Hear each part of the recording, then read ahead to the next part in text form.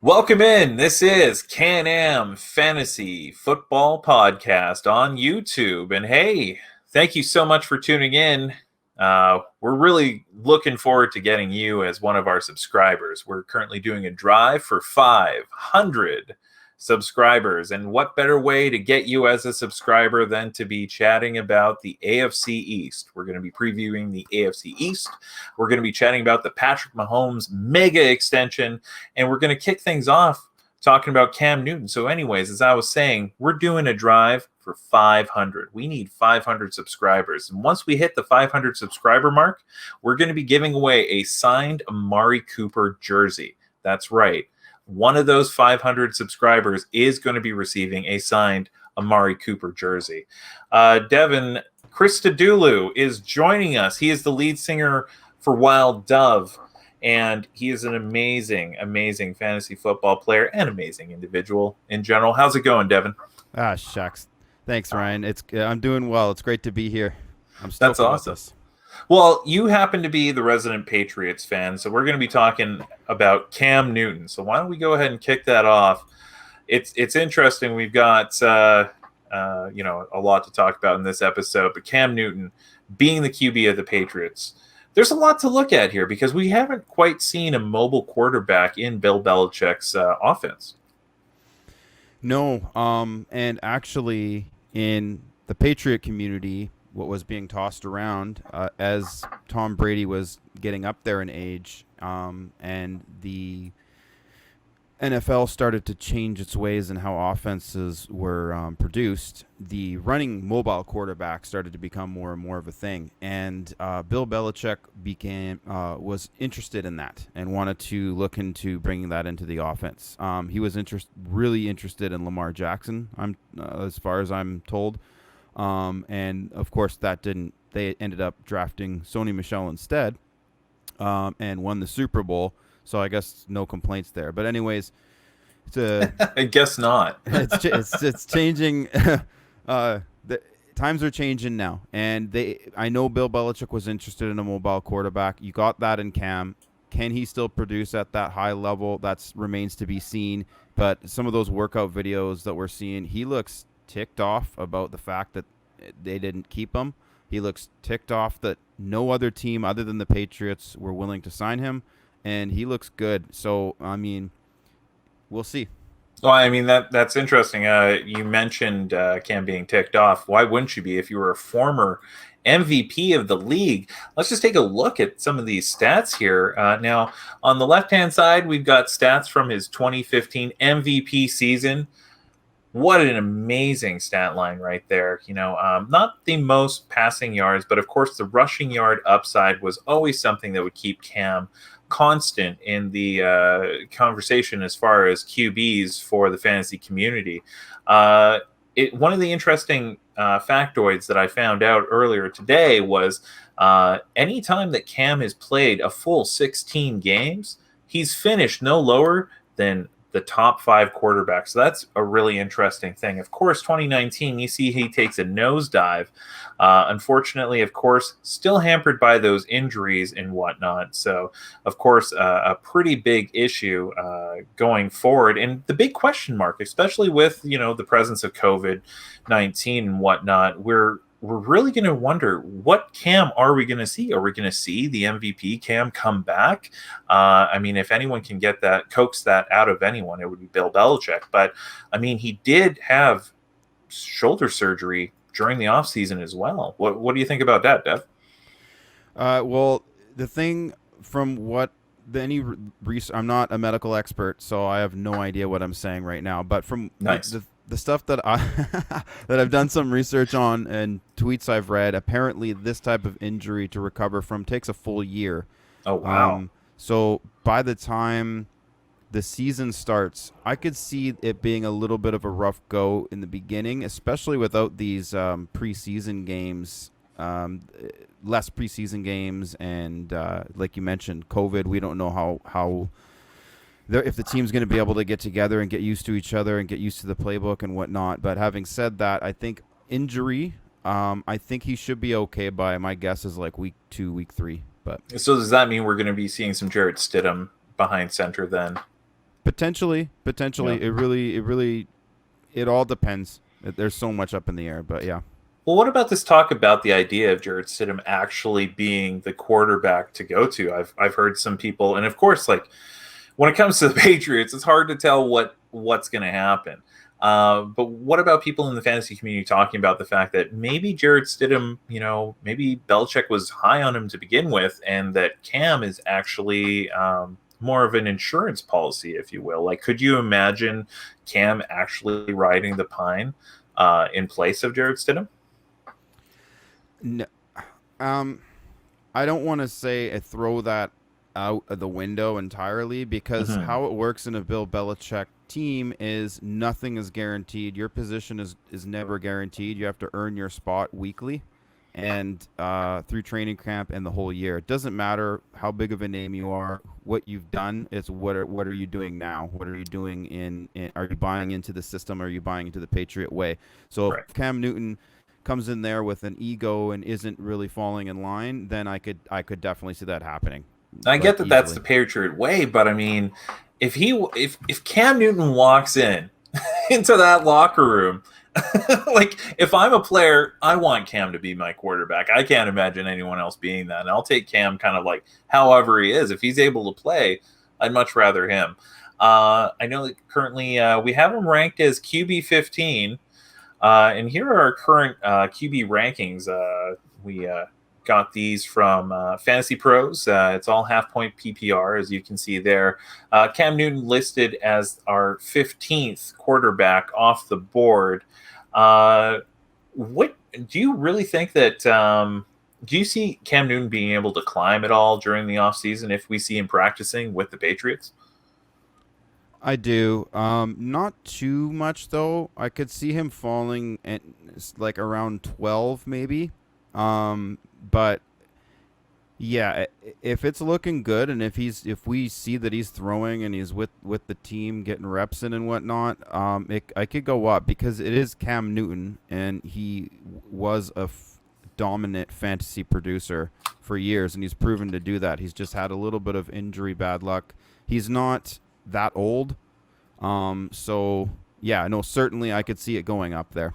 Yeah, absolutely. And then you have a bit of a crapshoot because who knows what you're going to get with Cam. But all I know is that QB 15, I'd be excited to get him for sure as a backup quarterback, especially given the uncertainty of this particular season.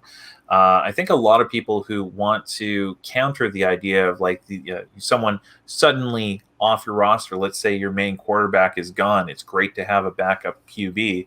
You draft Cam initially, or you pay attention to him on the waiver wire. Hopefully, you can pick him up, and that would be a pretty decent go of it. And it's pretty amazing how deep quarterback is this particular year. How are you approaching your drafts right now? Well, it's interesting you should say that because I was just looking at those rankings that you have there, and the fact that A-Rod is so low on that list is insane to me. I Out mean, of the top 10, it's nuts. the guy is a proven league winner. He's had a little bit of dips here and there, but I just can't see some of these names on top of A-Rod. It baffles me. So that should show you the depth. Like, for example, I'm obviously a big Tom Brady guy, but I do not think that Tom Brady should be drafted ahead of A-Rod, not in any universe. Mm-hmm. Um, but yeah, but as far as like my strategy for quarterbacks this year, I'm actually doing a no quarterback theory where I'm going to wait till the very last round to take the quarterback and see whatever one falls to me because I think I would rather have like KC's kicker and a top 3 stud D. Those having things like that are actually people don't pay enough attention to it. If you have a significant advantage in those positions, it's quite awesome. Like I had the Pats D last year and it was insane. Like 15, Right. 20 fantasy points from a D. Yeah, I So remember trying to trade for the Pats D with you, and you never budged. Come on, man. no. Well, I mean, I am biased because I'm a Patriot fan, but still, yeah.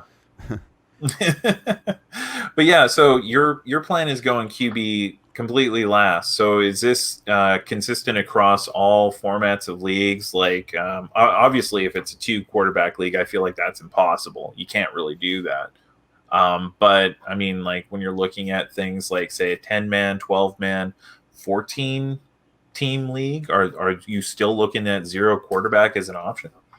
Definitely, but the problem is every year there's one or two people who do strange things. True. I remember one of the year, it was like a few years ago, drafting where somebody drafted 3 quarterbacks, and I was like, "What are you doing?" So if something like that happens, it messes up your plans. And Oh, so absolutely. I'm going in with that intention, but if if something like that happens, or somebody takes 3 quarterbacks and somebody else takes two and another person takes two, then it's starting to get really, really thin, and then I might have no choice but to change my plan. But No, that's fair. Fantasy football's been around for a while, and when I think of drafting, I always remember like home leagues. This is beautiful. Almost every single home league I've been in, at least towards the beginning of it, there's always one person who's going to draft a quarterback in the first round, and I, I, I'm not necessarily like I personally wouldn't do that. If you do that, if that's how you want to build your team, fine. I just don't feel like it's a good approach. But hey, it's fantasy football. Build your team the way you want to, and that's the big thing. I think that Can-Am fantasy is all about. Hey, let's enjoy the game. Play how you want to play. But that being said, as far as value is concerned, especially this particular year, I can't see myself getting a quarterback in round 2, round 4. Dak Prescott, super exciting player. I don't see the value in drafting him in round 4. Deshaun Watson, round 5, still too high for me. You're getting into the round 6 range. I could see maybe going Wilson, maybe Josh Allen, but I have a ton of players who I'd much rather pick up than a quarterback. So I think I'm looking at like kind of like the Matt Ryan, Drew Brees, Aaron Rodgers range. That might be good. I don't know. I've also noticed that quarterbacks do tend to fall in more competitive leagues. So, you wait till round 10 and then you see what you can get because, like you were saying, QB is super deep this year. yeah, and that's just it. The flip side of that to that argument is, however, the year I drafted Michael Vick uh, in the first round, and then I Right. drafted Shady in the second round. I went 1-2 back with the Eagles, and that was the Right. year that both of them went off, and I won the league. So Yeah. if you get Peyton Manning in Denver or a Patrick Mahomes 50 touchdown quarterback, you potentially are going to win the year. But the problem is, just like you're saying, Patrick Mahomes or Lamar Jackson, Kyler Murray, Russell Wilson, all these guys are really, really close together. It's difficult to figure out who's going to be the one guy that actually just leads the pack by that much to make him that much worth it to take him that early. So you got to look at so if you're going to take someone, for example, let's just say Dak Prescott. So he's Sure. going in around like the fourth. I like Dak Mhm. Prescott a lot. I think that he's going to be an excellent fantasy quarterback. Oh, But absolutely. you can take him, or you can take someone else that you value more, like a wide receiver or something like that, in that range, and then wait till the very last round, and you could end up with a Cam Newton. You could Mhm. end up with Phillip Rivers. There's a lot of talent. So Well, let me give you a couple of names that are kind of within that sort of range there. The type of players that you're going to see in that round 4 range when you're still building out your team. Hopefully, you've gotten yourself your stud running back. Hopefully, you've gotten yourself your stud wide receiver. Maybe you got that high end tight end, or maybe you've gotten 2 crazy wideouts, 2 running backs, that sort of thing. Let me tell you some of these players that are around the same range as that. Uh, Melvin Gordon. Melvin Gordon could be a good RB2, a better RB3, and that's kind of the range that Dak's going under. What do you think about I'd rather have Melvin Gordon. that? Okay, AJ Brown. I'd rather have AJ Brown. Calvin Ridley, Yeah, not even Robert close. Woods. Yeah, everybody. Yeah, everybody. Everybody there I'd rather have. Everybody. No, and honestly, it's nothing against Dak. If No. anything, like I've seen Dak lead a lot of teams last year to championships, Mhm. to finals, to winning finals. Like Dak was awesome last year. Yeah. Dak is going to be great this year. Like I have no question that the Cowboys are going to have a phenomenal offense this year.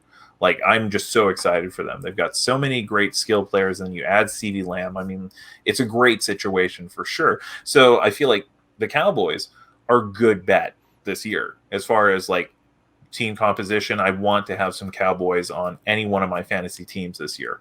That being said, I mean, shoot, I mean, we're still looking like David Johnson. You could still get Keenan Allen there. Jonathan Taylor, super trendy, of course. DJ Chark. The list goes on.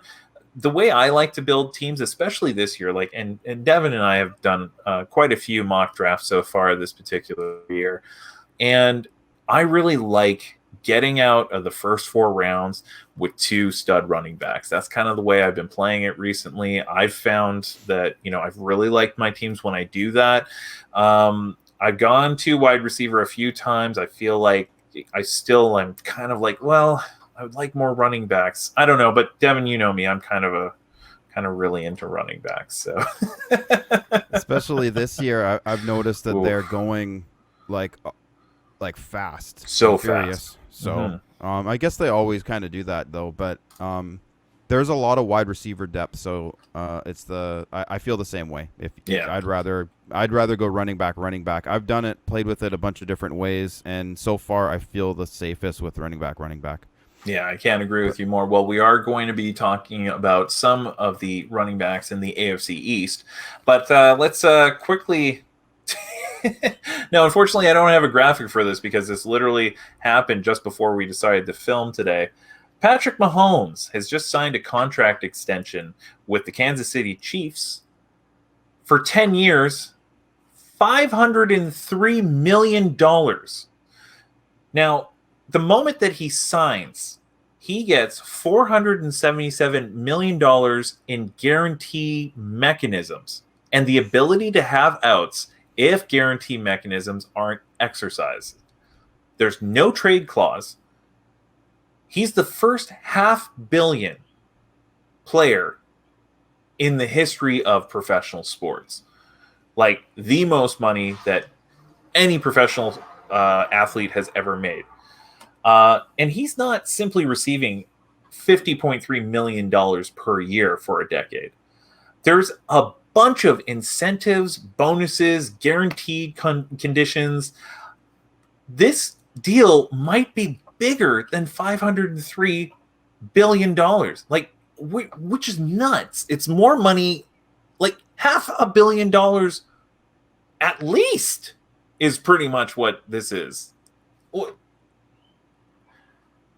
Devan, well, I'm speechless. Yeah, I mean, I think it's great. I think that just goes to show you how much faith, obviously, they have in him.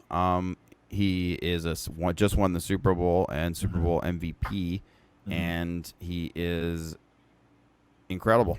Yeah. And he's young, and if they want to lock him up, and there you go, you got your franchise quarterback, and you don't have to worry about that, and you can just keep cutting up and carving defenses and putting up high points. And the thing is, I've always argued, though, even though I just shat all over drafting quarterbacks, they're the most important position in all of football to me. So I understand this, and I think it's amazing. And he could potentially make $1 billion if he plays his cards right and after endorsements and whatnot, and I'm sure he'll be able to do. The sky's the limit now for him. Oh, absolutely, absolutely. And he is definitely one of the most entertaining quarterbacks to watch. You don't have to be a Chiefs fan to really appreciate what Patrick Mahomes can do. I mean, he can, like you said, he can slice and dice you from pretty much any angle. Some of those sidearm throws that he can do, his accuracy, his intelligence, like I can see why they would want to lock him up. And as I was saying before about the Cowboys offense, imagine if you're Dak Prescott, who's just signed his franchise tag and he sees that contract, yes, please. Yeah, he's gonna get paid. He's gonna Yeah. get paid. I You I know, think he's no, a you go good ahead. he's a really good quarterback. And he's perfect for the Dallas Cowboys. Is perfect for their offense and everything. I myself don't think I would be wanting to pay him too much more. Really? And why is that? I just I don't think it's he is the main reason why they are good. I think they got a lot of good pieces. Their O line has always been pretty good, and they got Zeke. I think Zeke is probably the most important piece to their whole Mm-hmm. offense. That's just my opinion, and I'm normally like quarterback is the most important thing, but Yeah. I don't know. Well, nothing against him. I think he is No. really good and perfect for them, and he should get paid, and he will get paid well. Well, and I imagine like one of the things that I feel this contract does is it sets a new precedence. Like we've seen quarterback contracts kind of like stand on each other's shoulders. And then recently, when you saw like the deals that Jared Goff signed, that Carson Wentz signed, they kind of messed with that a little bit. But then as well, you saw the Kirk Cousins contract that was like fully guaranteed, which was just mind boggling at the time, especially for who was paying that. Like it was the Vikings getting Kirk Cousins. I get it. Like it's how often does a quarterback like that become available on free agency? Like you got to get him. I get it. So you've got those two things kind of like battling with each other. And even if Dak doesn't make as much money as Patrick Mahomes, which I got to be honest, it's hard for anyone to envision anyone making that sort of money, especially because Dak is older than Patrick Mahomes. But at the same time, I feel like there would have to be some sort of comparable contract. There would have to be a lot of just the fact that Patrick Mahomes' contract was so big. You have to have more incentives. You have to have more guarantees. It's definitely going to be more guaranteed money for sure. So I know it's a lot to do with the salary cap going up, yeah, and it looks inflated in a lot of ways. So, but I always say I would never in any world pay Dak more than Russell Wilson. Never. But I like that. Yeah. I understand that it's not Dak's fault that the salary cap goes up and he has more money to ask for. So Yeah. it's just the way the cookie crumbles, right? Yeah. I mean, you have to go with the trend, and agents are always going to work on trying to get the best bottom dollar for their player. That's just the way that the NHL works. The NHL, the NFL. That's the way professional sports works. They both work like that. They all work like that. Yeah. Well, speaking of working, why don't we work ourselves over to our AFC preview? Do you feel like we touched QB enough? Should we talk about it a little bit more? We can always go back. We can always go back there, and they always pop up. Well, we were recently just talking about Cam Newton, so why don't we go ahead and we'll talk about. Let's go ahead and talk about the Patriots. The New England Patriots this year are kind of facing some unprecedented territory for them. Just for the fact that this is going to be the first time since I think 2000 that they don't have Tom Brady under center, which is nuts when you think of that. It does make me at least a little bit concerned as far as like how effective this offense is going to be. I feel like this year the defense is going to be really great. But I mean, you do the addition of Cam, like we were saying, is rather exciting. There's going to be some people who are kind of hurt by it, and I'm really looking forward to getting your takes on some of this for sure. But why don't we go ahead and chat about Julian Edelman? Typically, now let's just go on the assumption that Cam Newton is going to be the quarterback. Do you think that the addition of Cam helps or hurts Julian Edelman? I think this kind of hurts him a little bit. And the reason it's not so much to do with Cam as it is to do with Jules. I think he is getting up there in age, and I'm not sure he has the same burst and cut speed that I'm not sure if he's going to be able to duplicate that. Right. Cam doesn't really throw a lot. And he generally usually likes to throw those long balls to in the red zone, try to get touchdowns in the air, or else he's just going to run it or pass it off and pound the football that way. And I think that's how the Patriots want to play. Be like ground and pound, kill the clock, lean on their defense a lot. And so to me, if you look at like Julian Edelman's ADP, for example, Brandon Cooks is right ahead of him. I would Right. personally way rather have Brandon Cooks. What about you?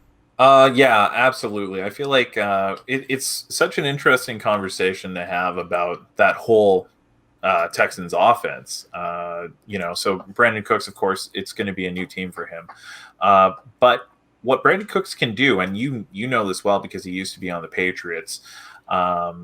He's a burner. He can go downfield for sure. And going into that setup with the weapons that Deshaun Watson has at his fingertips, I feel like Cooks is going to have a pretty decent year. I can understand why people are holding back because, again, it's like, how many teams has Brandon Cooks been in on the last 4 years? I'm pretty sure he's on his third team at this point. He did have concussion worries last year, but even with that, is it 4 teams now in 4 years? Yeah, Saints, Rams, right. Patriots, and now, yeah. So I mean, like, there are concerns there for sure. The Texans, I don't know, Bill O'Brien, is a concern himself. Just, who knows what he's doing. If there's anyone who should have their keys taken away from them, it's definitely Bill O'Brien. Like, he should not be driving home tonight. Let's just say that. But that being said, I feel like Brandon Cooks has the potential, especially where he's going, to do a lot of damage. I'm just going to pop this graphic back up, and let's talk about a couple other players who are around the Julian Edelman area. So right above him, Michael Gallup. Would you take Gallup over Edelman? I think there's more upside there. It really depends on. Here's how I would picture it. Right now, I think the people that are around, okay, you want Julian Edelman to be kind of a safety net. He will get receptions. I don't think it's going to be the same as it was before. Brady and Edelman had an incredible connection that I don't think will be duplicated. It can't happen. But he is a really smart wide receiver and knows the playbook well, and he will get a lot of receptions. So in PPR, I still, if you want a wide receiver that isn't high upside, but he's going to get some decent points in the later rounds, then you can take him. Then that's how I feel about it. But I mean, to answer your question, I think I would rather take Gallup.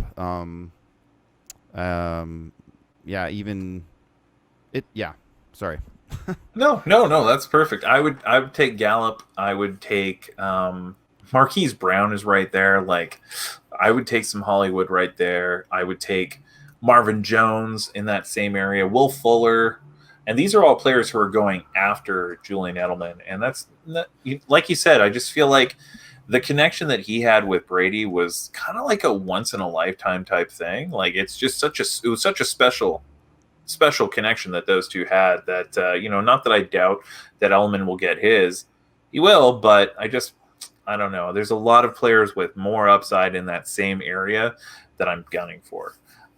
Let's move on to James White. Now, I feel like James White almost gets a little bit hurt by this. And the reason why I say that is when I think of the offenses that Cam Newton has played under, I think of the Carolina offense. Dumping off passes is not necessarily something he does too frequently.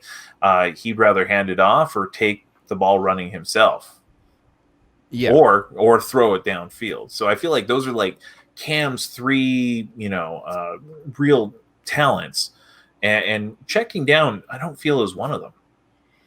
No, I completely agree with you. And that's and it's just a slightly different offense with Cam there, and it's going to move.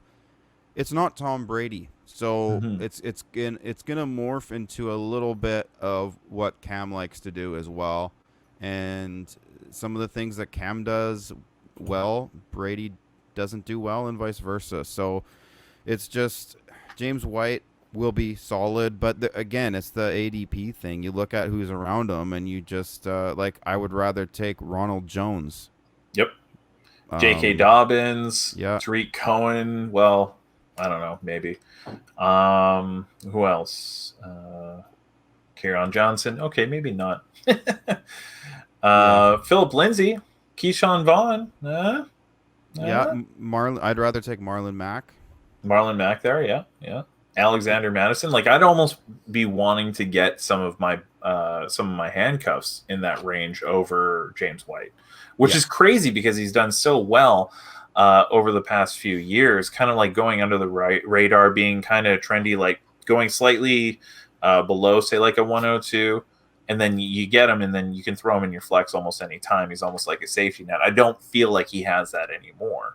no. Given what Cam's going to do to this offense. So, plus for Sony Michel, although Cam is going to be taking away some touches in the red zone. But I mean, like we have seen some productive running backs with Cam previously. So there is a chance that that's okay. What about the idea of, like Rex Burkhead hasn't gone anywhere? Do you think Rex Burkhead is going to be aiding into some of Sony Michel's work? Rex Burkhead is kind of a jack of all trades sort of running back as well. He can, he's not obviously extremely talented or anything like that, but he plays good. He plays Mm-hmm. well, and he'll catch the ball. He'll run it. He'll block. So that's the other thing with the Patriots. They do committee approach a lot. Oh, Um, absolutely. so yeah, I mean, I think it's possible. But if you look at Sony Michel, I actually think there's a chance that he may have a better year this year than he had last year, and you might see some more of those touchdowns coming in. It just looks like they want to run the ball and pound it, Mm-hmm. and he could be the benefit of Cam getting the ball down the field and then just hand it off to Sony Michel 3 times till he pounds it in. Well, I mean, it feels like they're going to have to just because of the different style that Cam Newton's going to be bringing to the team. But that being said, going right into one of his skill sets, N'Keal Harry. Now, this is a person who is, like I put down, ADP free. Like Yeah. you pretty much get him with your last pick in almost any league, unless it's like a really big league. So, I mean, like, are we taking a flyer on N'Keal Harry here? Like, what's the deal? The interesting thing about it is wide receiver is very deep this year. So by the time you're in those later round picks, you may already have your wide receivers all shored up. Having Hmm. said that, I think that there is some like a lot of touchdown upside with N'Keal Harry. We haven't really seen it much. He didn't show much last year. I understand that. But he's got another year in the offense. He knows the book better. And I just think that he has a lot of touchdown upside. And again, talking about Cam, how he likes to air it out for those deep touchdowns once in a while. That's perfect for N'Keal Harry. I could see him maybe not getting crazy amount of receptions and yards, but he's going to have some games that could potentially win you the week if you have him in the lineup. So sure, I'd take a flyer on him late, depending on how many wide receivers I have. But I mean, that would really screw with your take quarterback last strategy. Yeah. So it would probably have to be where the scenario where some idiot takes 3 quarterbacks and some other guy takes 2 and some other guy Yeah. takes 2, and then I'm like, oh, okay, Okay, I guess. change it up. I Yeah. guess N'Keal Harry instead of a quarterback. Yeah, Yeah. I don't know. I think even in 14-team leagues, it's going to be difficult to find an excuse to draft him for sure. Let's take a quick look at some of the transactions that the Patriots have made. And hey, there's Mr. Happy himself, Bill Belichick. So 12-4, first in the AFC East last year. Of course, Cam Newton, Brian Hoyer. So definitely a great veteran backup right there. No one's talking about Marquise Lee. Should we be talking about Marquise Lee? Should we? He could be a thing. He could be a thing. Could be a thing. He could be. He could be. Well, I mean, what do they want? What do they want to do? They're gonna have. I think they want to have N'Keal Harry out wide. Edelman's gonna be the slot. Right. Are they gonna do?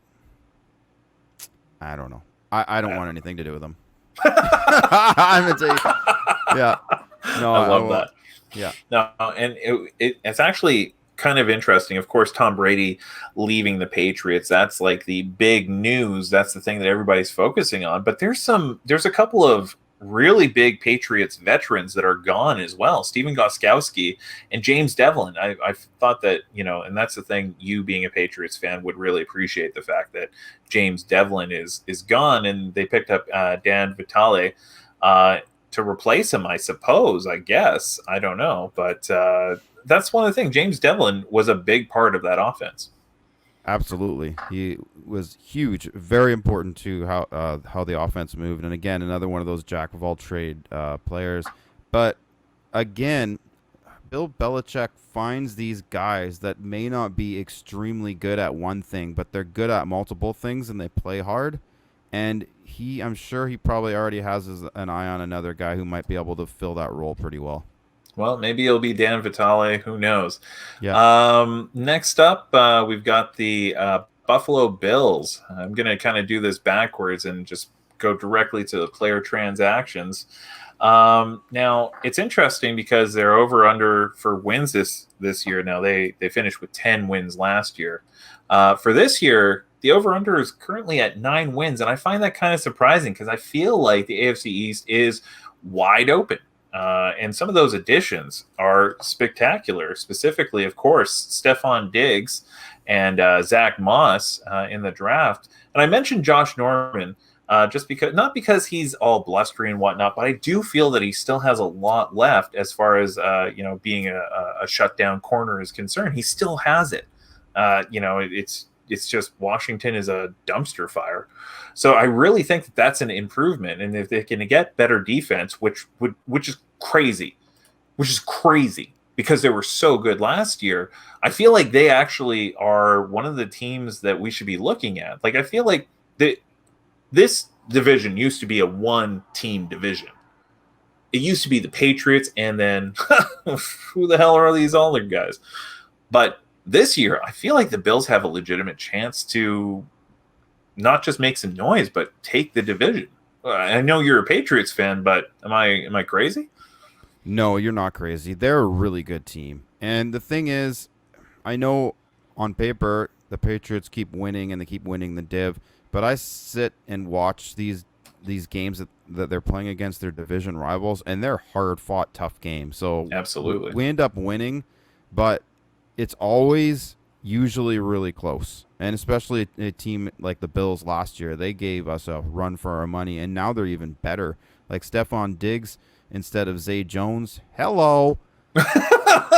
Yeah. Zay Jones who? Exactly, right? I mean, come on. Like, John Brown did enough damage as it is, but adding a player like Stephon Diggs, like, that's really exciting. Let's go ahead and start with Devin Singletary, though.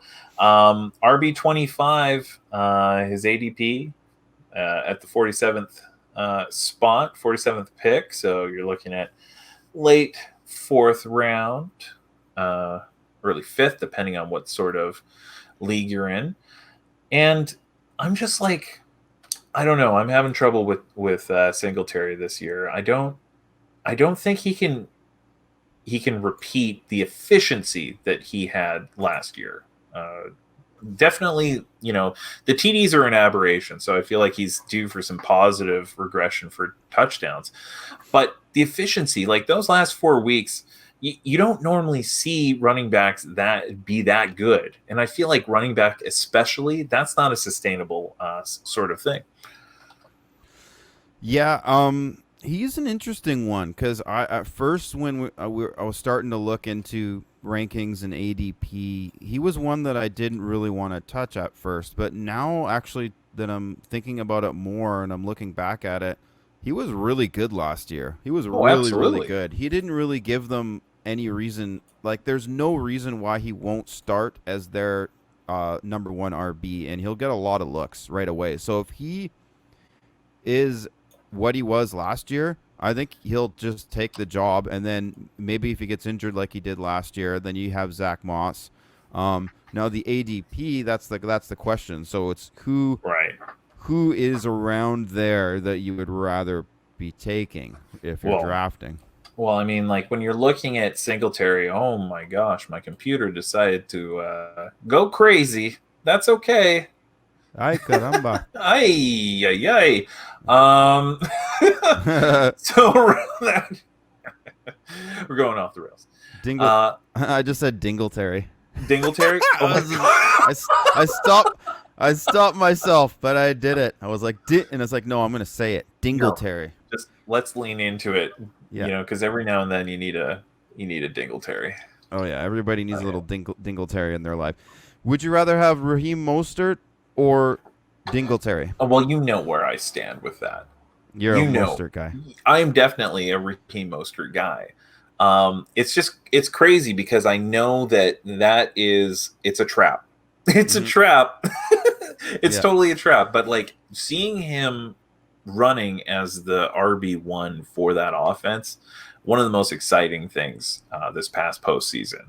Like the way he performed was fantastic. There were so many warning signs with Raheem Mostert for sure. I mean, like, let's face it, there's four running backs in that backfield. You've got Tevin Coleman, you've got Jerick McKinnon, I forget the fourth guy, but like there's a ton of guys that are there.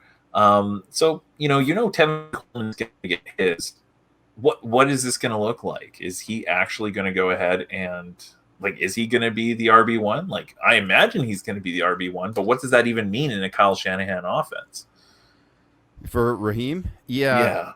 I think that you had a situation where the chips fell perfectly for him, and he had a unbelievable end stretch there. But when you look at his track record from year to year, last year was the first and only year that he's done anything like this. How old is he? 26 or 27? 27. Okay, so for me, if you want to talk Dingletary or Mostert, I will take Dingletary there. But there's that's that's an opinion thing. But let's take a look at some other guys, maybe like Cam Akers. I take Akers in that spot. I do. I like. There's been some people trying to pour some cold water on Cam Akers. I don't care what you say. That's Cam Akers' job. He came from a college that had a poor offensive line, so he's used to that by now, right? So he's just going into a very similar situation. He's going to be fine. I feel like you don't spend that kind of draft capital on a running back to just have him sitting on the bench. Fair. And for me, that's one of those where it's upside or not. I think I might take Singletary, but I don't know. That's a tough one. The other guy here is Ingram. I'm going to take Ingram over Singletary, and then you got Le'Veon Bell. How is Le'Veon Bell so far down? I don't know. I don't know. So now that I'm seeing this, I got him at RB20, and then Singletary's RB25. Okay. So maybe I'm looking at the wrong thing. I'm on ADP though, or whatever. It's okay. We'll keep going. Yeah, no, let's keep going. But yeah, like I guess one of my big things is Zach Moss. I might be a Zach Moss truther. Like I totally see him being able to be a between the tackles guy. He can also catch passes. I think that the best. I'm sorry, there's an airplane passing. Can you hear that? Yep. Okay. Yeah, I sure can. No big deal. That's okay. We're going to edit this out. No, we're going to keep it. Okay, great. Well.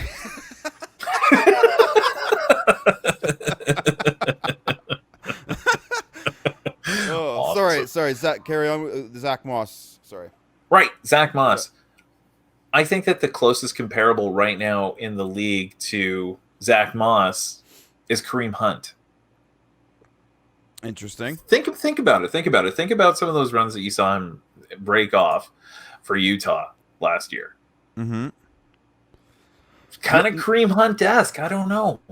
The I get it. I get it. The thing is, his AD, he's super cheap. He's free. And yeah, so with that, like, it's, would you rather take Singletary in the fifth or end of the fourth, or would you rather have Zach Moss in like the 11th or something?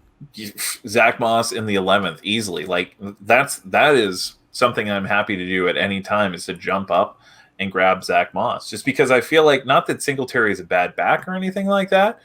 He's a good one, but I just feel like there's no way he can consistently have that sort of efficiency. And then you have a player as dynamic as Zach Moss. I feel like the cream rises to the top, and you're in a situation where Zach Moss will eventually take over the role. I know that's kind of crappy for me to say, but honestly, like, I feel like once you get Zach Moss on the field, everybody's going to be singing his praises.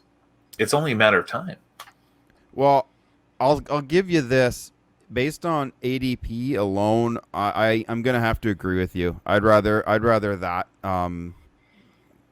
take him in the 11th than take Singletary in the fourth. It's just the value and the potential, like you just said. Having said that, I don't think that I think that Singletary is going to keep the job unless he gets injured. That's just I think he's shown enough to me. I can't agree with you more. You're absolutely right. But I just feel like, again, Singletary, as good as he's been, he's going to be getting. He was not given any goal line work. The goal line is all Josh Allen and Zach Moss. Mm-hmm. So I feel like, sure, Singletary is going to get a few more touchdowns. 4? Like, he only had 2 last year, so he could be up to 4. That's still not good enough for that range. I'd much rather have Mark Ingram in that range. So. Yeah, 100% agree. Yeah. Let's go ahead and actually, in that same range is Stephon Diggs. I feel like Stephon Diggs is a great pickup for Buffalo. He does a lot of the things that Buffalo wants to do extremely well. That being said, like, I feel like it's still the Bills. They run first, and they run often. I feel like he runs the type of routes that might be able to kind of cover over some of Josh Allen's erratic behavior. What do you think? I agree with you. I think it was an excellent pickup, and I think Diggs is going to be really good for them. And I would try to draft him based on his ADP. Again, let's just take a look. Do you have Hilton on before him? Yeah, I've got Hilton before him. I would definitely go Hilton. Terry McLaurin before him. What about DK Metcalf? Next? That's the thing. Like, I feel like if I'm drafting DK, definitely DK before him. Yeah, I agree. Yeah, there's a lot of potential for Metcalf is good.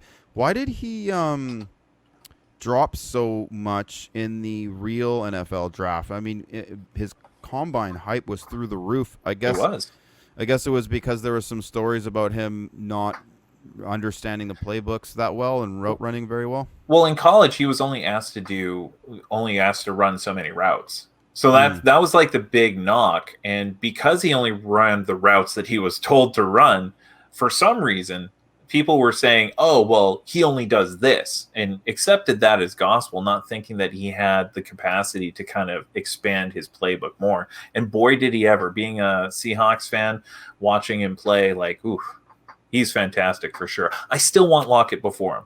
I still feel like drafting DK before Tyler Lockett's too much. I still feel like you got to go Lockett there. Of course, if Antonio Brown signs with the Seahawks, then all bets are off. But yeah, I go Lockett before Metcalf. What do you think? Yeah, I think you have to. Yeah, I agree with you. I think you have to do that. But Metcalf could easily be the number one guy there. I feel like he can. He definitely has all of the talent, all of the physical attributes. I've got a good question for you. Yeah. Stephon Diggs or AJ Green? Oh, right now, AJ Green is falling after him. I think Mm-hmm. I would take AJ Green just Oh wow. because he has shown he has proven the ability to be like a top 5 wide receiver. He is extremely talented. How Mm-hmm. old is he now? 20. AJ Green. Let's see. I'm taking a look. I know we're supposed to be talking about Stephon Diggs, but No. People who are tuning into the show, they're not here for like a very specific. Oh, you're not talking about Stephon Diggs for 20 minutes. No, they're looking for this because, okay, and I'm going to go on a big tangent here.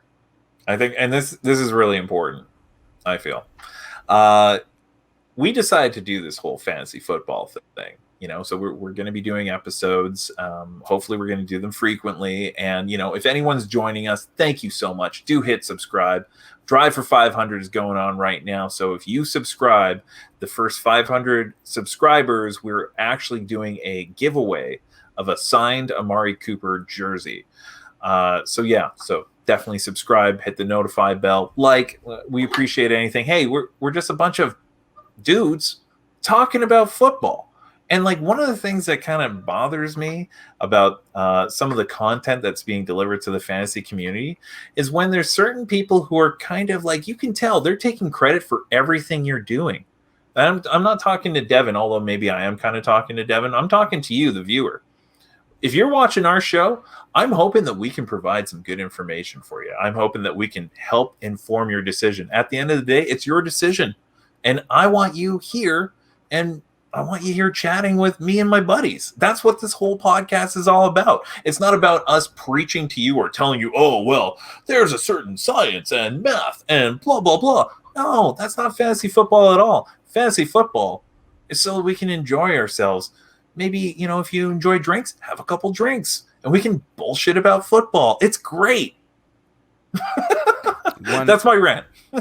I love it. Yeah, that's great. No, I'm just so sick. I'm so sick. I swear, I've been doing research for this episode, and there's a couple episodes where it's just like this dude's going through a mock draft, and he's like, "Well, I told you to do this, and thank goodness you did." And he's doing a mock draft with a bunch of his subscribers, which is cool. We will do that. That's going to be super fun because I like to mock draft with my friends.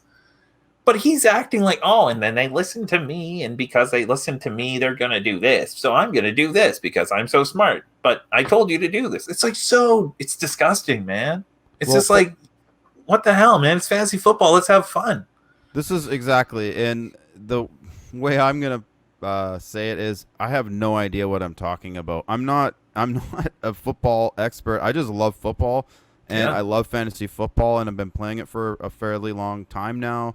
But don't listen to us. Just do whatever you want to do. Do what you want to do. Listen to us for fun. Yeah. And then take your own, take everything with a grain of salt. The good thing about the crew we have is everybody has a little bit of a different opinion. So, I mean, that's what this is all about. Like DJ Shark, getting back to the Stephon Diggs. Sure. I would take Diggs over Shark. Yep, DJ Chark's kind of like the line for you. Yeah. Would I do that? I do like DJ Chark.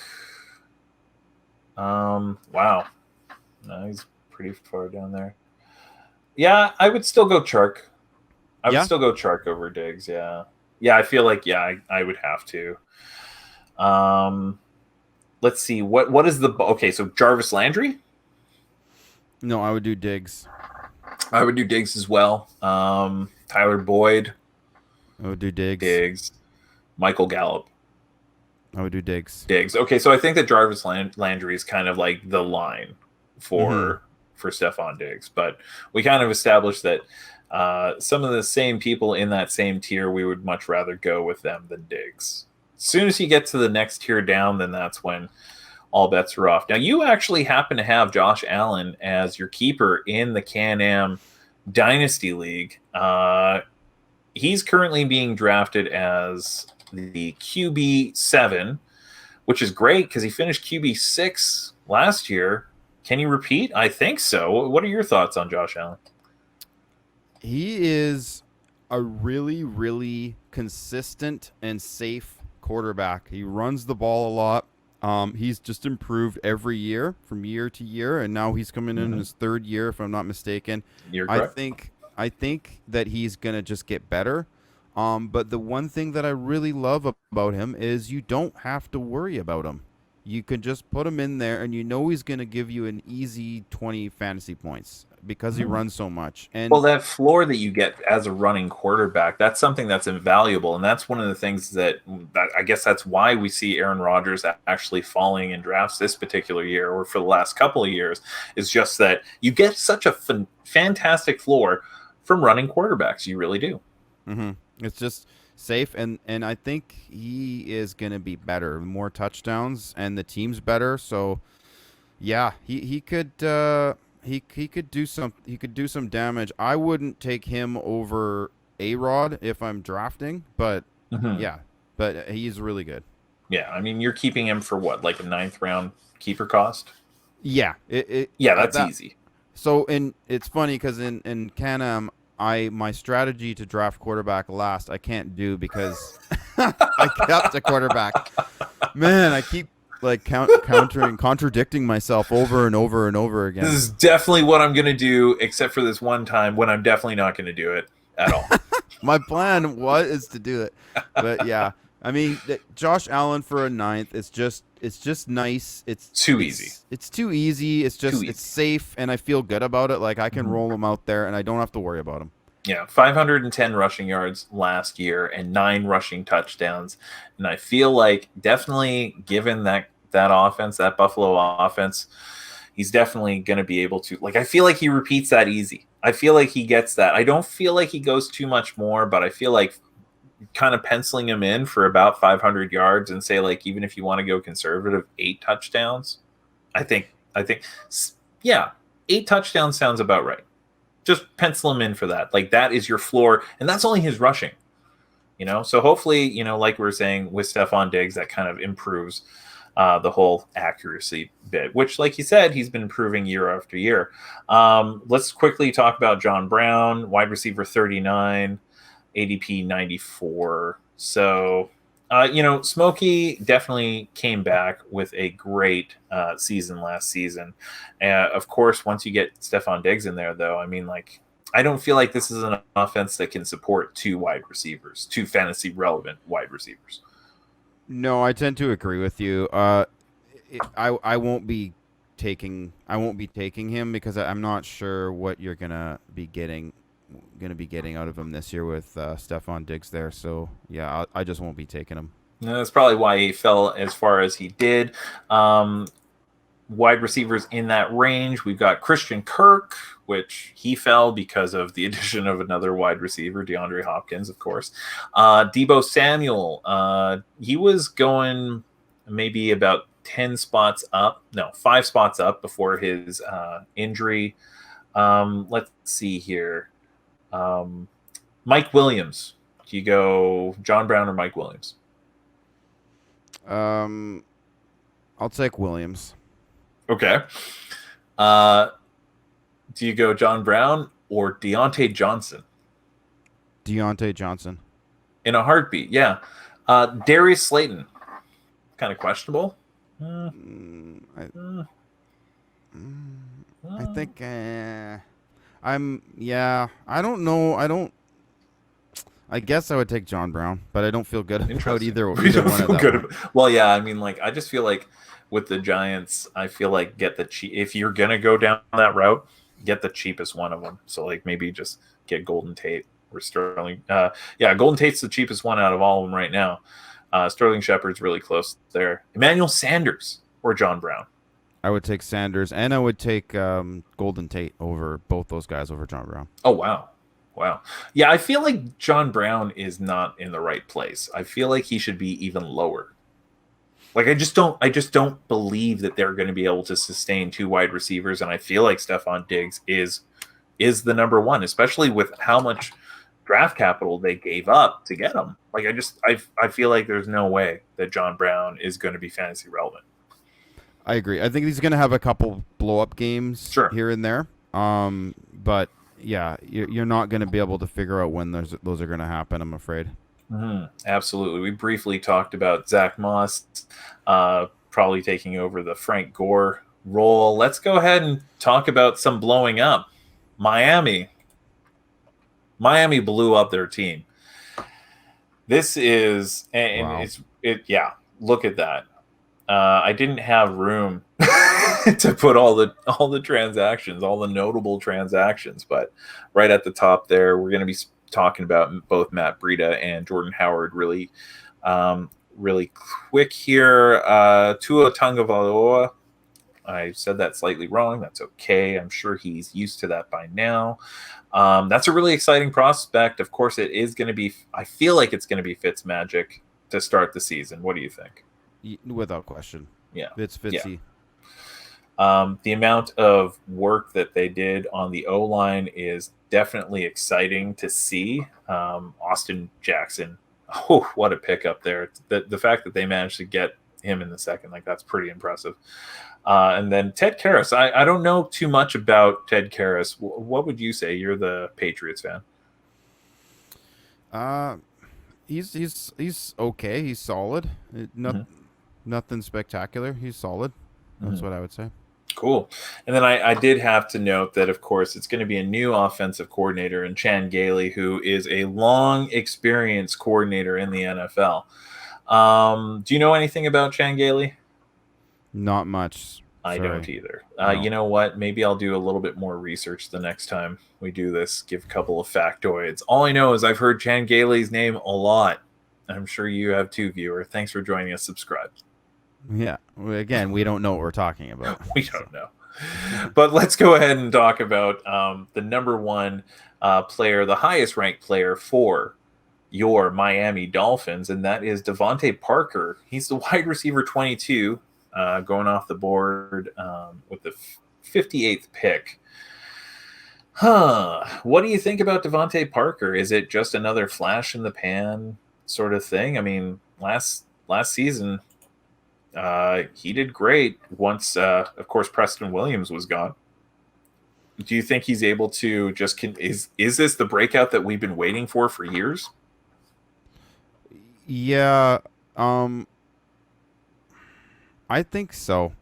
I think you may not have him quite as good as he was last year, but I Hmm. think you're gonna see you're good. He's good. He's definitely really good. Okay, last year he went 72 for 1,200 yards and 9 touchdowns. Yeah, I don't see him repeating that. No. I don't think so at all.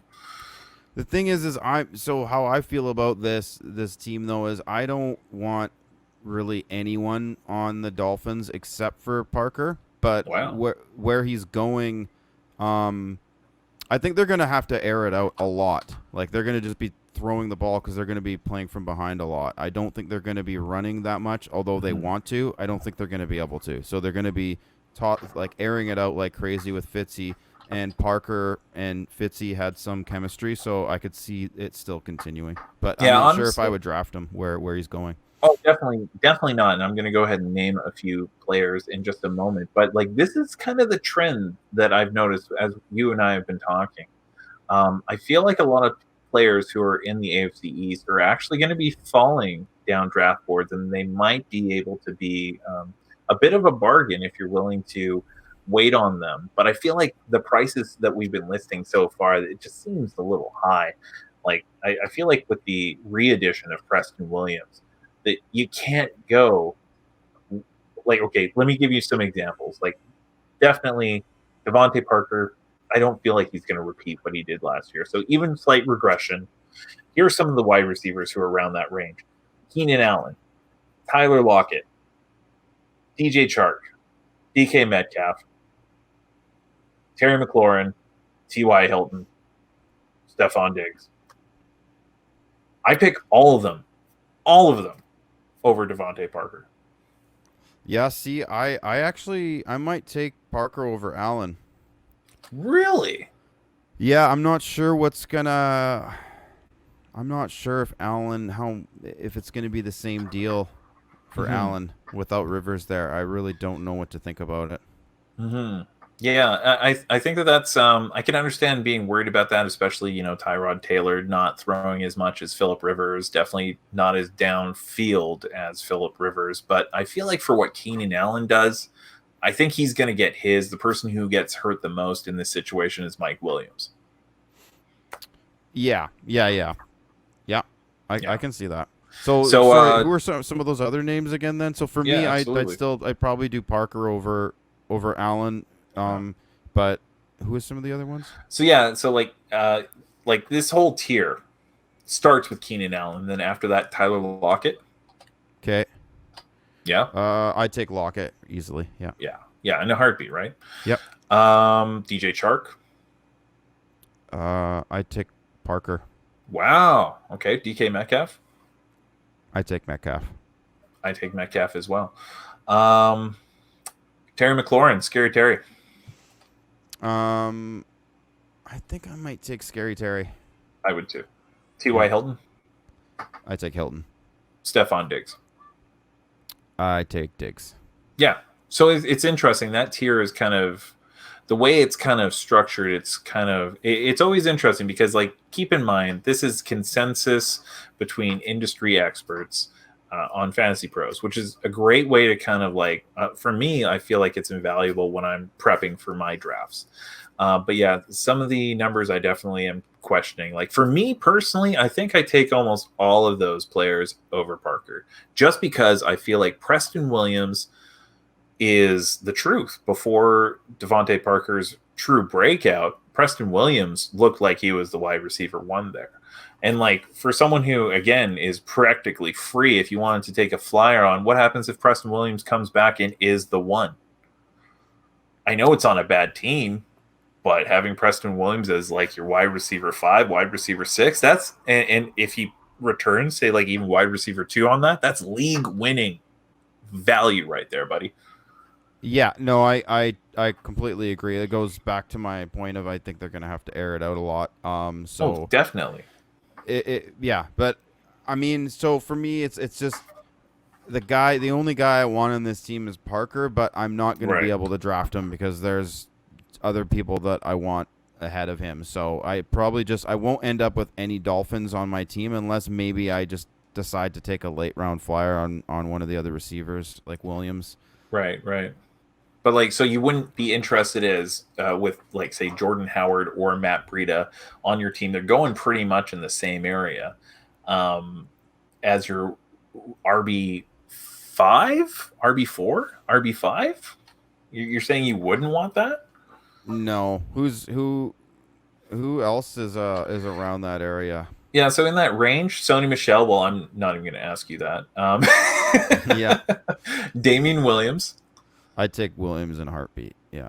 Yeah, I feel like I'm the high guy on Clyde Edwards-Helaire, and I would still take Damian Williams right there. Ronald Jones. I like Ronald Jones this year. Actually, I feel like I'll it's take. his job. Yeah, I'm taking Ronald Jones Yeah. over both Dolphins backs. Yep, for sure. Keyshawn Vaughn. I would. Okay, maybe then I'd start thinking about Hmm. I Dolphins would. back. Yeah, Yeah, I would. Phillip Lindsay. I'd take Lindsey instead. Oh, interesting. On Johnson. Yeah. I probably would take Johnson instead. Really? Yeah, Really? I just feel like that's Swift's job, isn't it? I think it's going to start with Johnson, and Oh, when Johnson gets hurt, because he has an injury track record going back through college as well, and it's going to happen again, unfortunately. yeah. Then Swift is going to take over. But I think it's going to start as on Johnson's job, and he may play 5 or 6 Interesting. games. So Yeah. for a late round guy, if you want to have somebody that you can plug into your lineup as a starting running back, I mean, Kieran Johnson when he was in was pretty solid. So Oh yeah, for sure. I mean, considering everything being relative in the Detroit Lions offense, which was not very good last year. no. No. But is that kind of like the theme that we're going with, like with the whole COVID thing? Are we thinking, okay, all rookie backs are pretty much going to be taking a back seat to start off with? I think that's almost a safe bet for most of the teams, except for no, even the Rams. Even the Rams have options. You can see Malcolm Brown somehow leading for a couple of games before Cam Akers starts. Is that kind of like is that Bruce Wayne that I hear in the background, by the way? It is Bruce Wayne, my cat. Yeah. Nice. Um. Yeah, I think that's kind of like maybe that's the way that things are going to go because of Oh. COVID. Oh, on cue.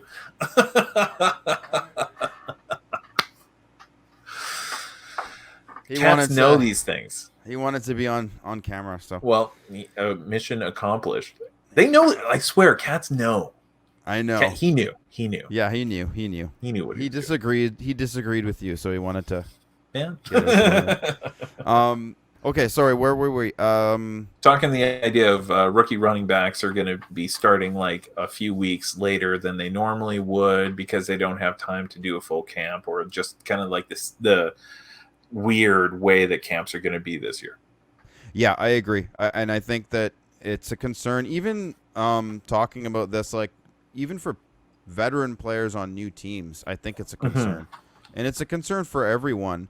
But the rookies and new players on new teams, it's the biggest concern for them. Less team to get reps in, less time. Sorry, not team. Less time to get reps in, and it's certainly a concern. But the thing is you're talking when you're like, for example, last year Miles Sanders, right? When you take guys like this, that there's a good chance they're not going to be playing until the first 5-6 weeks, and then they have an opportunity to take over, and that is a league-winning possibility. So you're drafting to try to win your league.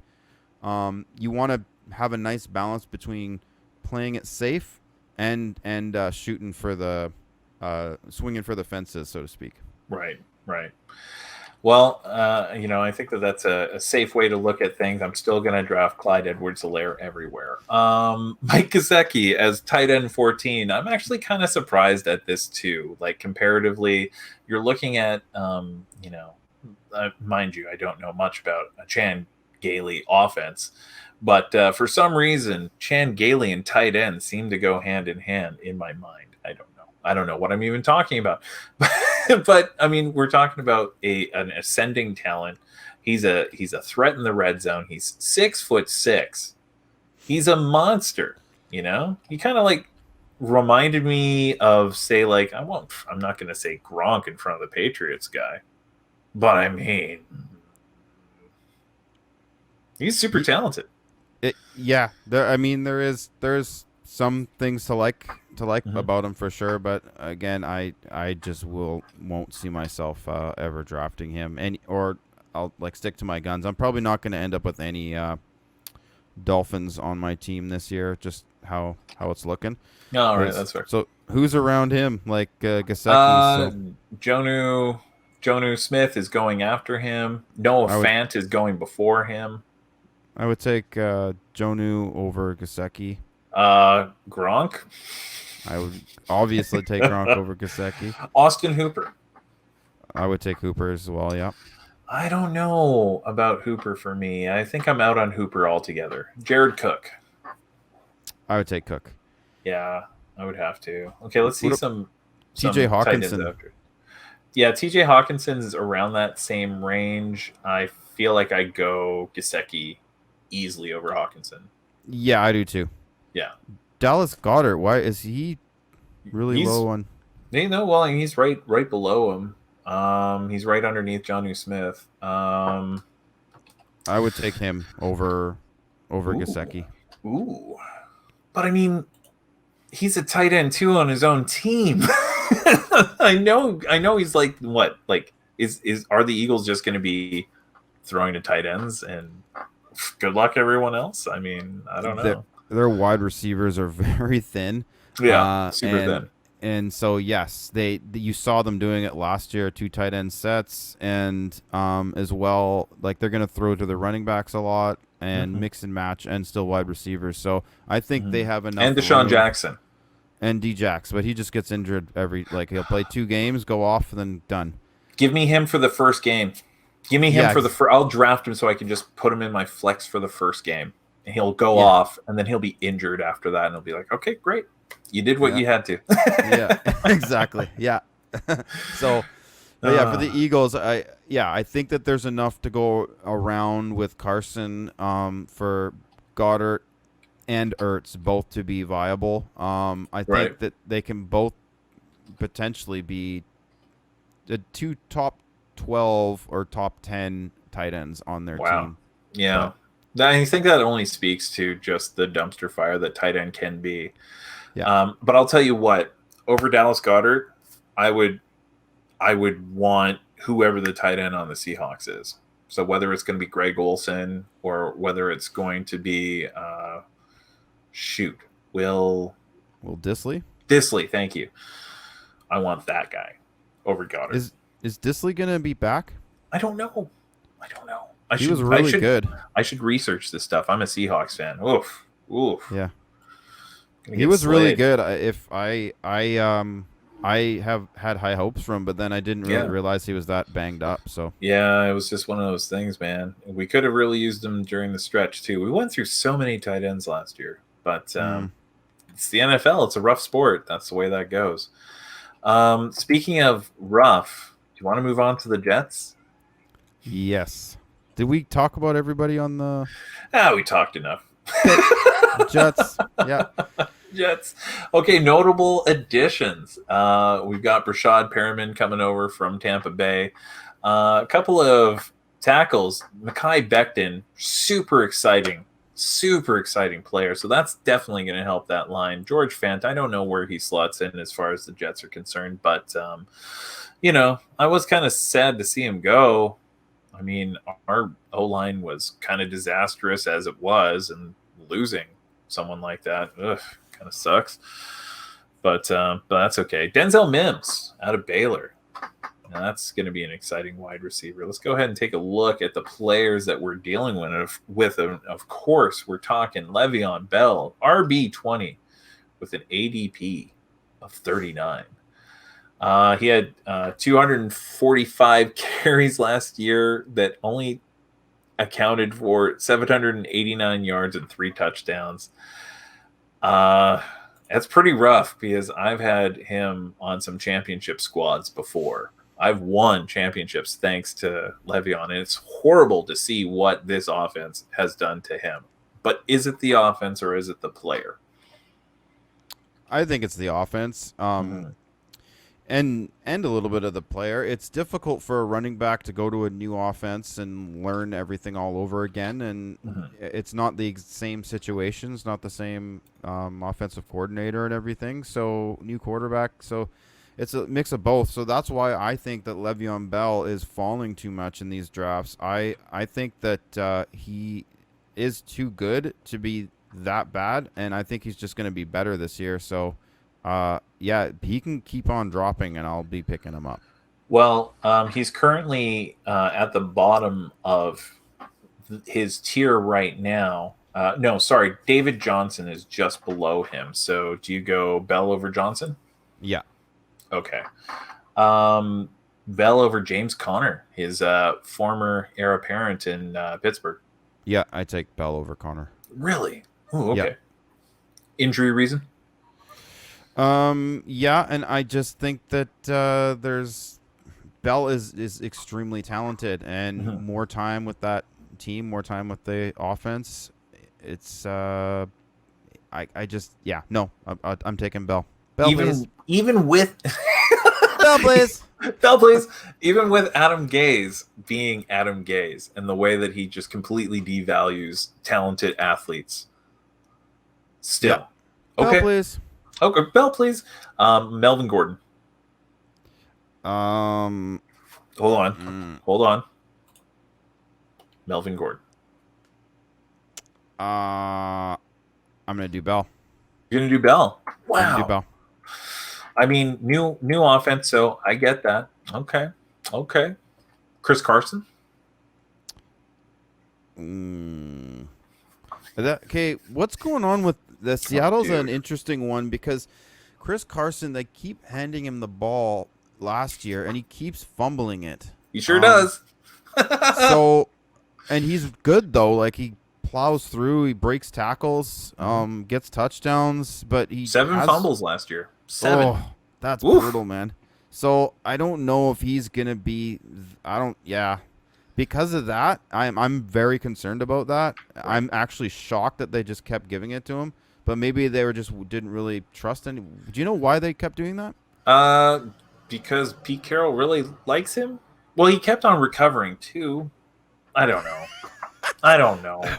You ever have like you ever have a good friend Yeah. who you get into trouble with all the time, and you got to go Hmm. back to your wife and be like, no, no, no, no, no, no, no, seriously, Devan's cool. No, we won't get blackout drunk this time, I swear. And then you get blackout drunk anyways. That's kind of Pete Carroll's relationship with Chris Carson. Yes, I agree. Yeah. So, I mean, I'm kind of concerned with him. So I'm gonna take Bell. Give me Bell. Uh, Bell, please. Bell, please. I feel like that should be a new game we play Who on would this show. who do Who we? would you Yeah. take up? Bell, please. Bell, please. Leonard Fournette.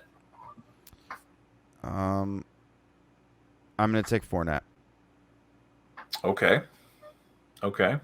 The reason being, I know there's a lot of worry about them, Jacksonville, just getting rid of Sucking. him and sucking, but the argument against that is maybe this is going to be the last year they're going to have Fournette. They're going to run him into the ground and Yep. hand him the ball a crazy amount of times. Why wouldn't you?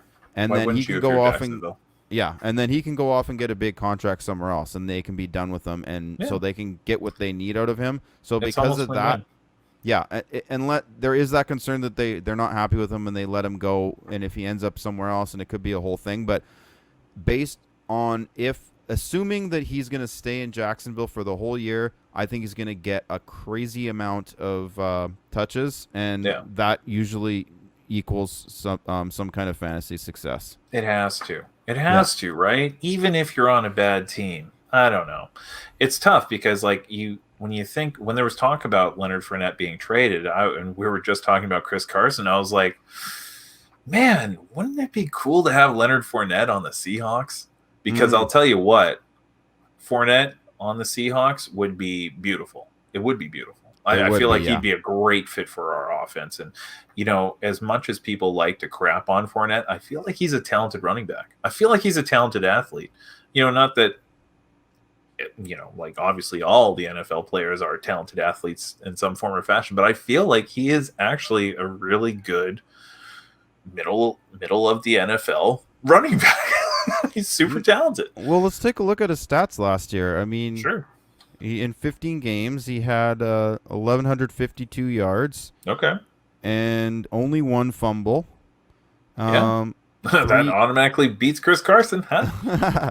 And then three touchdowns. And where was his 76 receiving 76 receptions Yeah. for 522 yards. So like that's something that we weren't expecting from Leonard Fournette, and that's part of the reason why I feel like people who had him on their rosters were pleasantly surprised. Yeah. So hold on. Okay, reading off these stats to you, okay? And like I guess that the thing that really sucked for him was he only had 3 TDs total, which means, obviously he's bound to have some sort of positive TD regression. I feel like that's the case. But if you were going to tell me that I had a running back that was going to run for over 1,000 yards and get 76 catches for over 500 yards, sign me up. Where do I pay you? How much would you like? That's a running back you want on your team. Yeah. So why do the Jaguars not like him? I don't know. His attitude or something. Yes. I heard it's a locker room attitude. I have no idea, but I completely agree with you. He's solid, man. He gets the job done, and I think might be falling a little bit too much now that we're like saying this out loud and like going over his stats and what he can do. And again, if you do think if Jacksonville does keep him all year, they will use the crap out of him because they're not going to re-sign him if they don't like him. And then he's going to just get a crazy amount of points. But Jacksonville sucks, so he probably won't get many touchdowns. If you just know that going in, he's going to get a crazy amount, like a good amount of yards and good receptions. He's an RB. He's an RB you can slot in easily in one. I feel like that. Yeah, no, absolutely. And hey, Jacksonville, if you don't want him, well, Leonard, I want your love and I want your revenge. You and me, we could write a So bad romance in Seattle. so would you would you take Fournette over Bell then? Yes. I guess Oh, you're oh yeah, yeah. I definitely would. I Yeah. guess you're from just like these questions we've been talking about Bell. It seems like you are more hesitant on Bell than I am. Is that true? Oh, yeah, absolutely. Yeah, no, I feel like it's funny because for the majority of our show, we've talked about how some of these rankings are weird. I'm almost thinking that Bell's kind of in a good spot. And in fact, I like some running backs who are lower than him that I would much rather. Like, for instance, Jonathan Taylor. Mm-hmm. I'm not drafting Bell over Jonathan Taylor. I'm not. I'm not. I'd much rather have the younger back in an offense that is going to be great for a running back. Here's what I'd say. If you're in Okay. a dynasty league like Can-Am is, I agree with you. Yeah. If you're doing it for trying to win now, I would take Bell. Really? Yeah. Huh. Man, I feel like you and I have got to get some water bets going. Okay, Man, let do me we got just name a couple more running backs. I know, and the funny thing is, this is the Jets preview, and we're talking about Jacksonville like twice as long. But I mean, whatever. What do we know? Okay, Todd Gurley or Le'Veon Bell. you guys convinced me on Gurley that last time because I'm usually hesitant about new running backs and new situations, changing teams and stuff. But you guys made your so long story short, I'll take Gurley. Yeah. Okay, here's the one. Don't break my heart. Yep. Clyde Edwards-Helaire or Le'Veon Bell.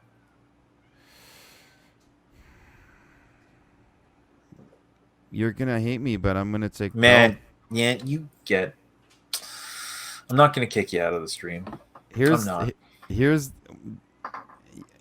it's a coin toss. Here's the thing, because if CEH ends up being the starting running back for KC right out the gate and Yeah. just is the guy, you have a potential top 3, top 5 running back in the league, Oh, yeah. and that is a slam dunk. But Yeah. I don't think that that's going to happen. I think it's going to be if it is anything, I think it's going to be a similar to again a Miles Sanders sort of thing where he might take over as the season goes on, week 5, week 6 sort of thing, and then just take over that role. Yeah. So if that is the case, I don't know. I'm thinking Bell. I think again, like Bell is dropping too much for me. I think that he is going to have a better year. How did he do last year? I might be talking out of my ass. No, that's fair. Let me just take a look. Let me just take a look at his. Yeah, you stats. might be. I mean, we No, both so keep as saying I we was have no saying, idea what like what we're doing. 245 attempts for only 789 yards. 3 So that's touchdowns. yeah, That's bad. 4 touchdowns. If you include the one passing touchdown he got. Right. Okay. Yards per attempt 3.2. 66 receptions, which actually is not that bad for 461 yards. But Mhm. we're talking Le'Veon Bell here. I feel like his capacity is a lot more than that.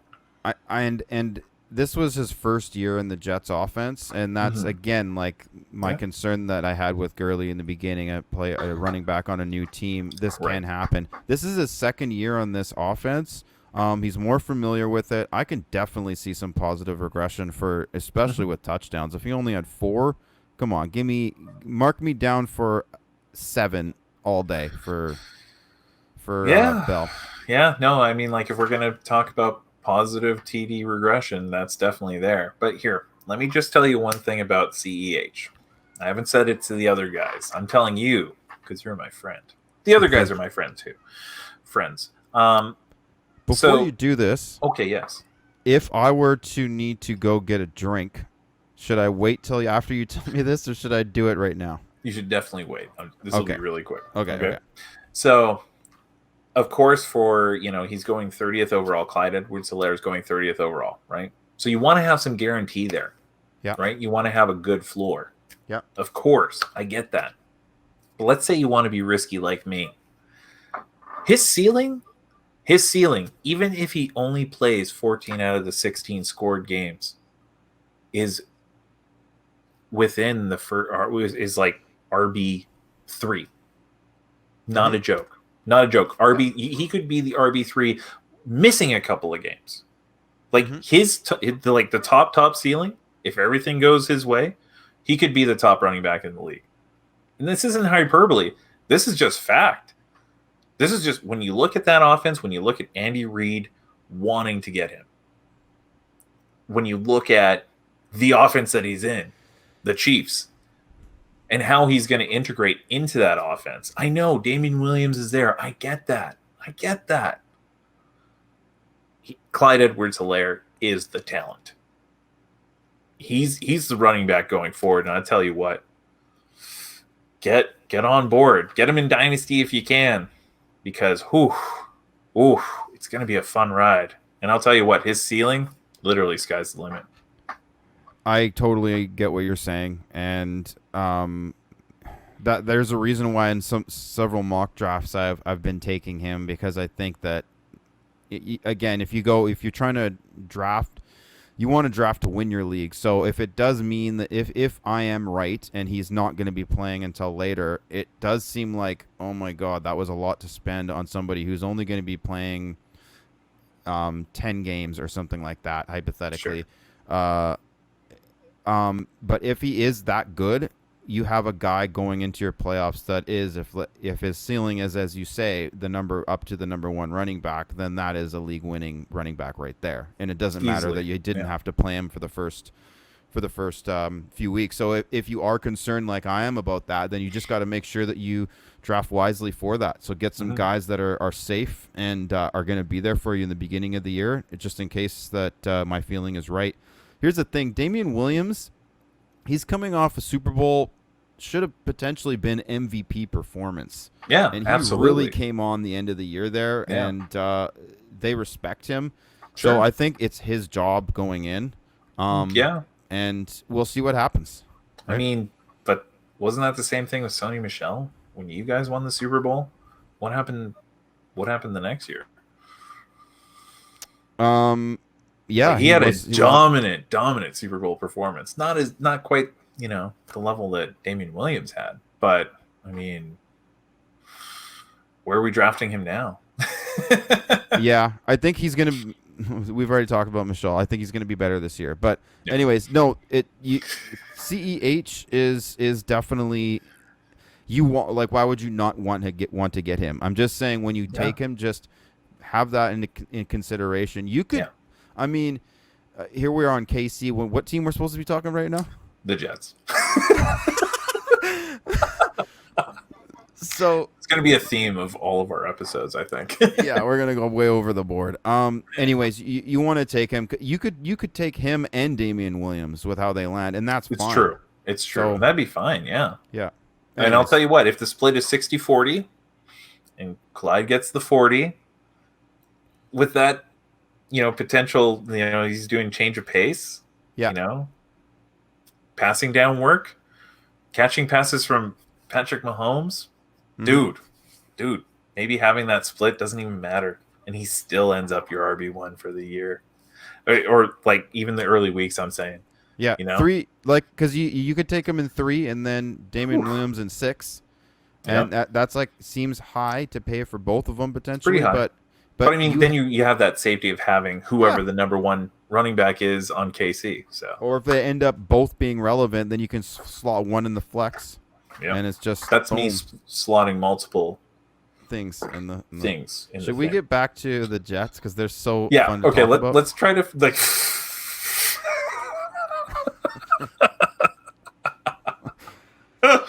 Oh my gosh, we went on a tangent for like 20 minutes there. All on it's Bell. Just like all on Bell, yeah.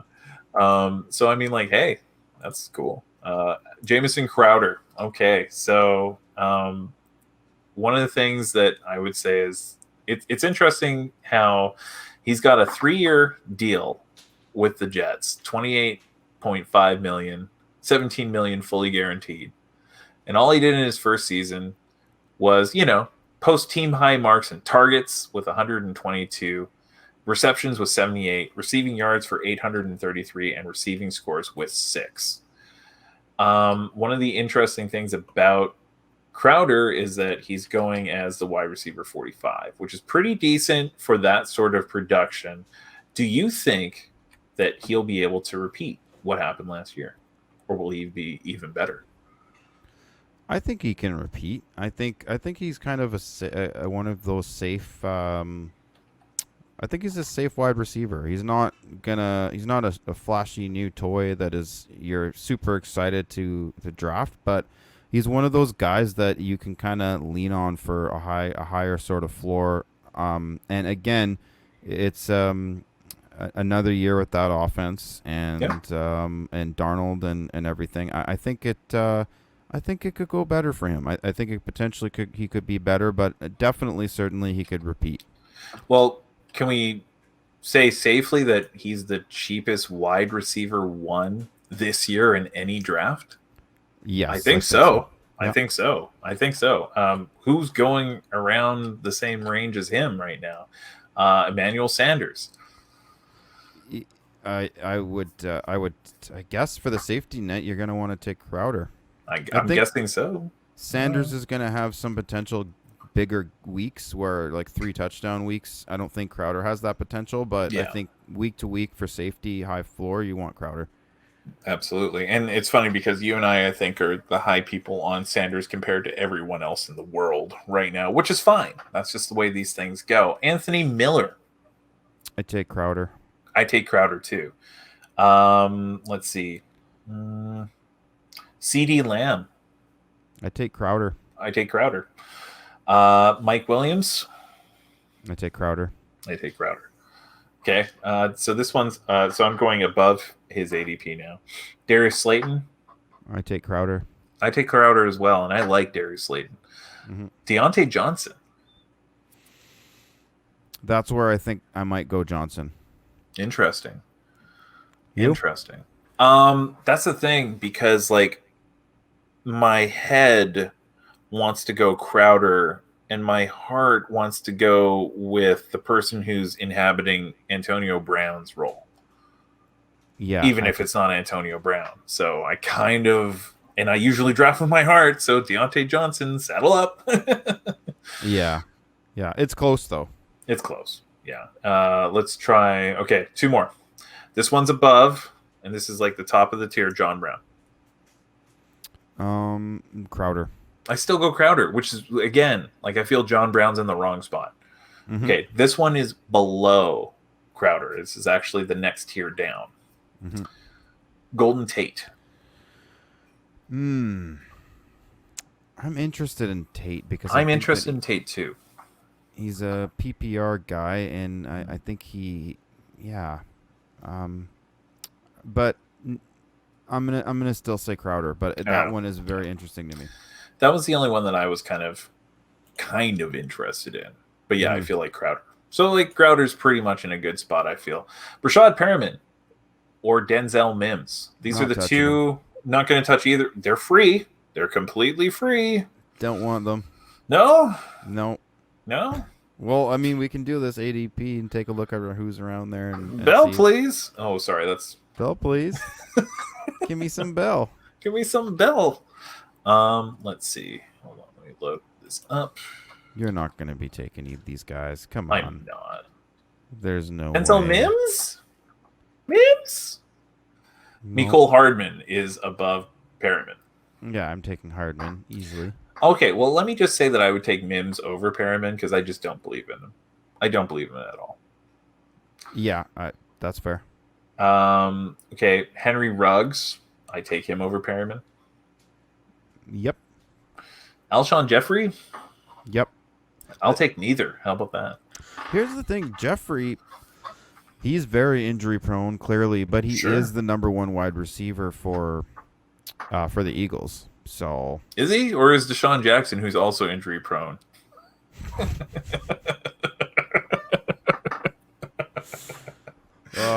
I think Jeffrey gets more targets, but anyway, I think Jeffrey's a little bit too low, but I understand why people are uneasy about him because We don't even know if he's going to start the season. Like, that's the Yeah. thing. We don't know where he's at. So that, I feel like he's priced probably around right. But yeah, that's pretty tough. Let's do a couple more for fun. Curtis Samuel. Yeah, Samuel. Please. Samuel in a heartbeat. Sammy Watkins, Yeah, I'll take Watkins. Deshaun Jackson, Yeah, D-Jax. Give me some D-Jax. of course. Jalen Rager on the Eagles, the third wide receiver there, but the rookie. Yeah, no, I'm not going to do that. No, so you would go Perryman there. Yeah, sure. Even Ah, though I don't like it, but sure. Let's call that the floor. Okay, cool. yeah. And Sam Darnold, the 26 quarterback. Is there any redeeming, any chance in a say 2 quarterback league you get Darnold as your third? Yeah, sure, why not? I mean, this is the situation where if you do a zero quarterback strategy and you want to draft your quarterback in the very last round, but then Mm-hmm. you get screwed over and it's too late, you can try to take a look at. You might end up with someone like a Sam Darnold, and or Gardner Minshew, or that's the range. You're not going to be very happy with it, but you can. He is really good, Sam Yeah. Darnold. Like he Well, has. I mean, he well, let has. me let me say one quarterback that Darnold really reminds me of. I forgot the name. I'm That's no forgetting good. it. That's not good. Um. Okay, you go ahead. So I'm just taking a look at his year to year. So 2018, Jameis Winston. famous. Um, Famous. famous. He so year one he had 2,865 yards and 17 passing touchdowns, 15 interceptions. Ooh, Mhm. and Yeah. then And then he yeah. got mono. Yeah, then last year in 13 games, he had 3,024 passing yards, 19 touchdowns, 13 interceptions, a little bit better. And then the rushing Yeah. statistics, he doesn't really run that much, so you aren't going to really get that much. You don't get Sam Darnold for that type of thing. 62 rushing yards last year, 2 touchdowns. 138 the year before, but I think those are a lot of that was probably scrambling. Oh yeah, absolutely. And just trying to make nothing out of nothing, and it usually never worked. So the thing is, the point I'm making is I think he could be better. I'm Yeah. not going to be trying to draft him by any stretch of the No. imagination, but if you look at it, I think he has gotten a little bit better each year, and if he gets a little bit better again, then I don't know what that is. What QB 20? Where is he right now? QB. 23, I think. Yeah, it's about where he is. Maybe I mean, maybe I should just bring up the graphic. 26. Ugh. 26. I mean, I think he. Ugh. Yeah, I'm not going to be taking him, but you asked the Mhm. question, and I think it's possible that he could be a little bit better. I don't think that he's going to skyrocket out of nowhere and be this amazing thing, but Yeah. I think everyone on the Jets might end up being a little bit better, including Bell. Give me some Bell and Crowder, and so yeah, I think that the offense could just be a little bit better. It won't be crazy, but everyone could be slightly improved. Yeah. I don't know. It's tough because with Sam Darnold, you've seen flashes of brilliance, and the reason why I mentioned Jameis Winston is because every now and then he does some crazy things, like flashes of brilliance, but it's just too inconsistent. You can't depend on him for anything. So there's a reason why he's QB 26 going off the board. I'd almost want some backup quarterbacks over him. Yeah, I wouldn't. There's like I said, there's not really going to be any chance that I'll be No. drafting him, but I think he will be a little bit better. That's all I'm saying. Mhm. Well, you know what would make people's lives a lot better? A little bit of wild dove in their life. Dev, tell us a little bit about your new album that's out right now. So yeah, I released a single back in April called "All Hearts Bleed." And that's on Spotify and wherever you stream and wherever you buy your music. It's available everywhere. You can check out my social media at Wild Dove on Instagram. Same with Facebook. I'm primarily just using those platforms right now.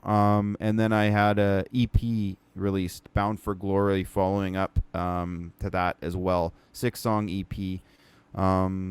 Yeah, so just give me a follow if you're interested. Take a listen if you enjoy any of it or know anybody that enjoys it. Then give me a like, please, and a share. That would be great.